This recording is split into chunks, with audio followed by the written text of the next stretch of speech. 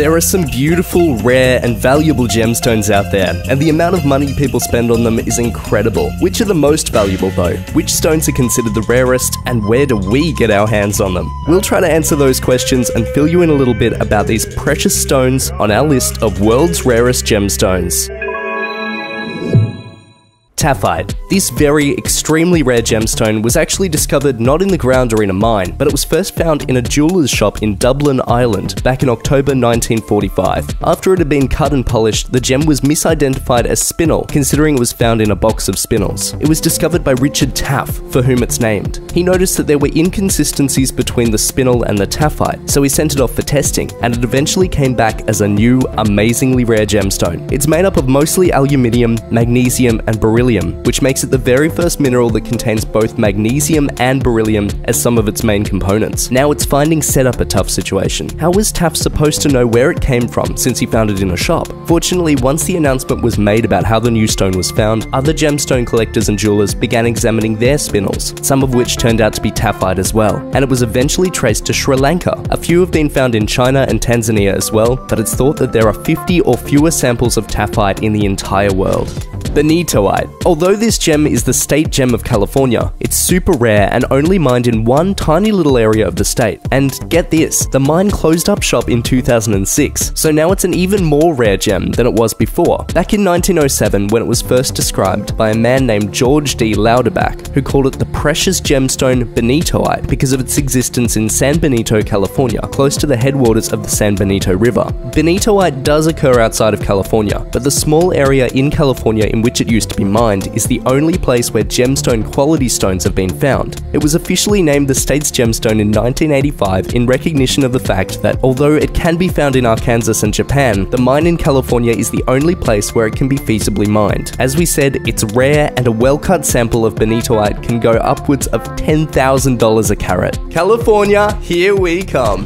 Paraíba tourmaline. So tourmalines aren't all that uncommon. In fact, they're found in all sorts of colors all across Brazil and in other places. But the Paraíba tourmaline has copper as a trace element, making them the only ones that have a turquoise hue. They went undiscovered for an extremely long amount of time, and were only found recently in 1987 by Heitor Dimas Barbosa, a miner who was long convinced that something special lay beneath the hills of the Brazilian state of Paraíba. Well, it turns out he was right, and he unearthed a tourmaline as no one had ever seen before. A turquoise gemstone, which turned the gem market upside down. It's sought after by many and is very rare, with an estimated one stone being uncovered for every 10,000 diamonds. In 2003, a few extremely similarly coloured tourmalines were found in mines in the mountains of Mozambique and Nigeria, but it's said that those stones are not quite as lovely as the striking Paraíba tourmalines. Sounds like a rivalry just waiting to happen.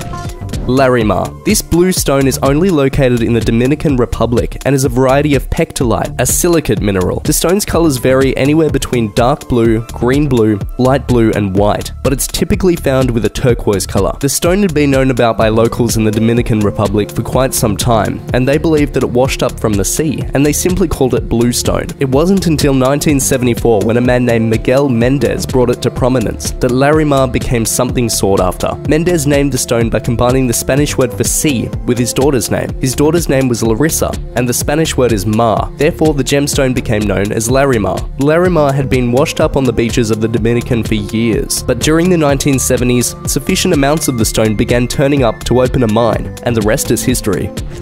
Black opal. So, as many people know, opals are typically a creamy white color and display what looks like a rainbow as the stone is moved around. But did you know that opals come darker than that? Much, much darker in fact. And the darker the stone, the better.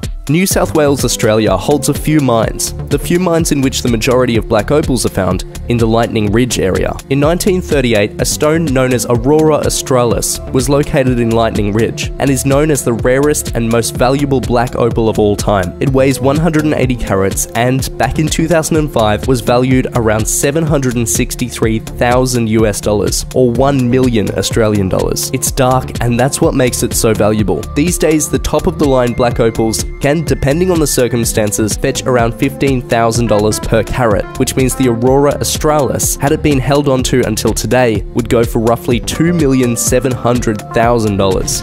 Tanzanite. This amazingly beautiful blue variation of zoisite, a mineral, is found in one area, and a small area it is. Oh, and we almost forgot to mention that the area which they're located is at the base of Mount Kilimanjaro. It wasn't until the 1960s that the precious stones were found in commercial quantities, so up until then it was a really unknown thing. But thanks to Tiffany Co, the popularity of Tanzanite has grown substantially. Most Tanzanites are heat treated to improve and bring out their blue coloration. However, any unheat treated, naturally strong blue colored stones are worth a pretty penny. Someday Tanzanite, like all Tanzanite, will probably be worth that pretty penny as well, considering right now it only comes from one location in the world, and once those mines are depleted, there will be no new Tanzanite hitting the market. So if you've got some now, hold on to it, and pray that it never pops up elsewhere on Earth.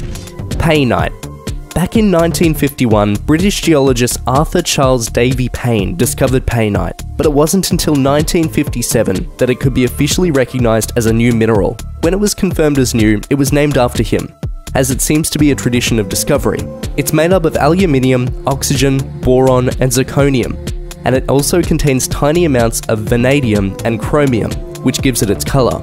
It was the rarest gemstone in the entire world for a long time, considering there was only one known specimen in the entire world, and it was kept in the British Museum in London. Over time, more and more gemstones were found, and by 2004, there were a bunch. However, the number still did not exceed 24. In more recent years, mines in Myanmar have produced Paynite, and the known number of stones is now closer to 1,000, but it's still really rare.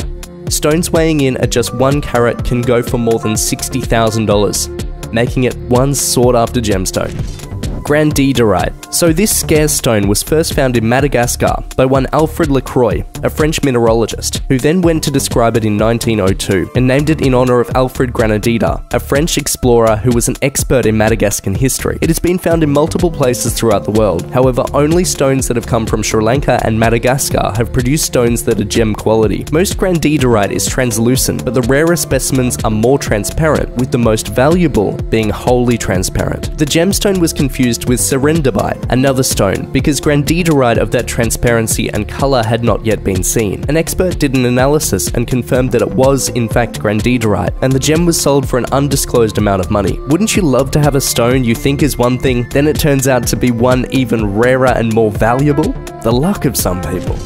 Red beryl. This beautiful, rare little gemstone is, in fact, so rare that the Utah Geological Society estimates that just one specimen is uncovered per every 150,000 gem-quality diamonds. It used to go by the name of red bixbite and was first marketed as a red emerald. Using the term emerald to sell beryl today is prohibited, considering the red beryl is not an emerald, although the emerald is a variety of beryl. Pure beryl itself is entirely colourless, and the gems only gain colour through impurities inside. Manganese inside of a beryl will give it a red coloration, creating the red beryl that is found just in Mexico, New Mexico, and Utah. They are typically too small to be cut and used, and generally weigh less than a carat. Any red beryl weighing more than 2 to 3 carats would be considered an exceptional stone, and would be worth quite a bit considering its rarity. It's not only rare, but it's beautiful. Too bad we'll probably never see one in person.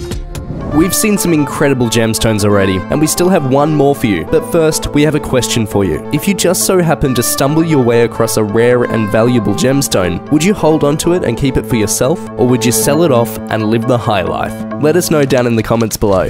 Alexandrite. Alexandrite is a variation of chrysoberyl and displays a colour change that is known as the Alexandrite effect that's dependent on the ambient lighting. It was first discovered in the Ural Mountains in Russia way back in 1830, and it was named after Alexander II, the Russian Tsar. It's rare and it's very sought after given its colour changing abilities, which is easy to understand because the change is so dramatic. Under incandescent light, the stone gives a reddish purple hue, but in sunlight it looks very blue-green. The amount of changing a given stone experiences varies, but the clearest of alexandrites that exhibit a full colour change are the rarest, valuable, and obviously the most wanted. Most alexandrite specimens come in at under a carat and are sometimes worth around $15,000, but stones exceeding a carat can go upwards of $70,000 per carat. The largest cut alexandrite specimen weighs an incredible 65.08 carats and is housed in the uber-protected Smithsonian. Makes sense considering it's $70,000 a carat. That sweet piece of rock could be worth over over $4.5 million. What we wouldn't do to get our hands on one of these bad boys. Well, it looks like we should probably become prospectors and leave this old YouTube business behind. If you enjoyed this video, do us a favor and give it a like. Don't forget to subscribe by clicking below or on our logo right here on the screen. And enjoy this next video we've picked out just for you.